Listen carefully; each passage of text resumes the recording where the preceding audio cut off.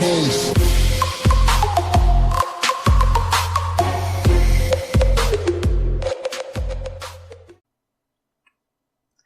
Hey, what's going on, guys? Today I'm going to be showing you guys how to fix a Tinyhawk Freestyle 2. So essentially what's happening is you get a few LED lights that light up and then it stops, and when you plug it into a computer, nothing comes up. No lights, no nothing, but the computer does recognize it. Here's a video of the problem now.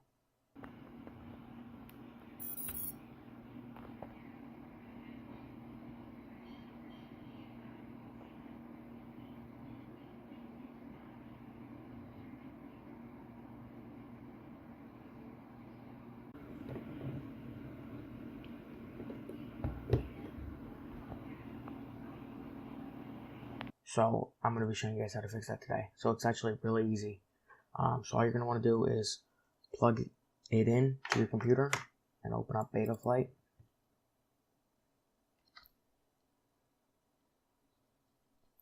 And connect. And then you're going to want to go online to this web page here, which I will leave a link to in the description.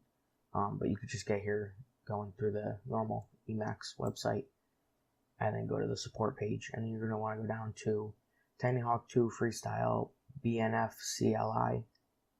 You're just going to click on the drive link, and you're just going to want to download this text file. I already have it downloaded. I have it right here. So you can go into Betaflight, click connect. Alright, and as you can see,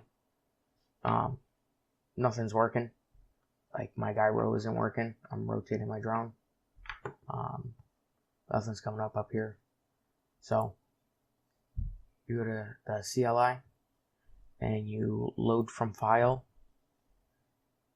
and then you find the Tinyhawk Freestyle CLI. You open it and execute it. It'll take a few minutes, and when it's done, your drone lights should pop up and should start working again. There you go.